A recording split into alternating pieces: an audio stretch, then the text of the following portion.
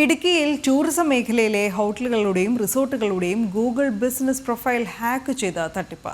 ഹോട്ടലുകളുടെ യഥാർത്ഥ വെബ്സൈറ്റുകളോട് സാമ്യം തോന്നുന്ന വിധത്തിലാണ് വ്യാജ വെബ്സൈറ്റുകൾ നിർമ്മിച്ച് തട്ടിപ്പ് നടത്തിയിരിക്കുന്നത്. ഒരു ഹോട്ടലിന്റെ വെബ്സൈറ്റ് തിരിച്ചു പിടിച്ചാലും മറ്റ് ഹോട്ടലുകളുടെ വെബ്സൈറ്റുകൾ ഹാക്ക് ചെയ്യും. ഹോട്ടലുകളും റിസോർട്ടുകളും ഗൂഗിളിൽ ബിസിനസ് രജിസ്റ്റർ ചെയ്യുമ്പോൾ ലഭിക്കുന്ന പ്രൊഫൈലുകൾ ഹാക്ക് ചെയ്താണ് തട്ടിപ്പ്. വ്യാജ വെബ്സൈറ്റുകൾ ഗൂഗിൾ ബിസിനസ് പ്രൊഫൈലിൽ ലിങ്ക് ചെയ്യും. ഓൺലൈനായി എത്തുന്ന ഉപഭോക്താവിന് ആദ്യം ലഭിക്കുന്നത് ഈ പ്രൊഫൈലായിരിക്കും. ഇതിൽ ബുക്ക് ചെയ്യുന്നതോടെ പണം ഹാക്ക് ചെയ്യപ്പെട്ട ആളുടെ അക്കൗണ്ടിലെത്തും. Google my business page hack ചെയ്തിരിക്കുകയാണ് ഹോട്ടലിന്റെ. അതുകൊണ്ട് നമുക്ക് ഡയറക്റ്റ് കസ്റ്റമേഴ്സ് ബുക്ക് ചെയ്യാനായിട്ട് വരുമ്പോൾ അവർ വേറൊരു ബാങ്ക് അക്കൗണ്ടിലേക്കാണ് അവരുടെ പൈസ പോകുന്നത്. അതുപോലെ തന്നെ നമ്മുടെ വെബ്സൈറ്റ് അഡ്രസ്സും തെറ്റായിട്ടാണ് കൊടുത്തിരിക്കുന്നത്.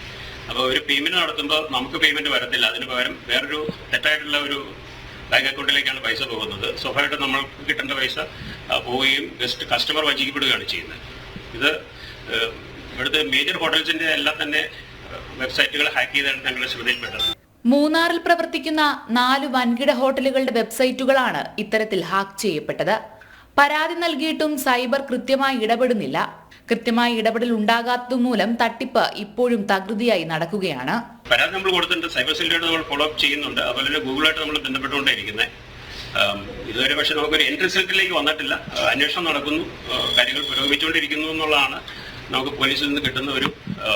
തട്ടിപ്പിനിരയായ ഹോട്ടൽ ഉടമകൾ നൽകിയ പരാതിയിൽ വെബ്സൈറ്റുകൾ തിരിച്ചെടുക്കാൻ നടപടിയുണ്ടെങ്കിലും FIR രജിസ്റ്റർ ചെയ്ത് കേസെടുത്തിട്ടില്ല. കേരളത്തിലെ ടൂറിസം മേഖലയിൽ വ്യാപകമായി തട്ടിപ്പ് നടക്കുന്നുണ്ടെന്നാണ് വിവരം. തട്ടിപ്പ് പൂർണ്ണമായും അവസാനിപ്പിക്കാൻ കഴിഞ്ഞില്ലെങ്കിൽ വിനോദസഞ്ചാര മേഖലയ്ക്ക് തിരിച്ചടിയാകുമോ എന്ന ആശങ്കയിലാണ് റിസോർട്ട് ഹോട്ടൽ ഉടമകൾ. ജനം, ഇടുക്കി.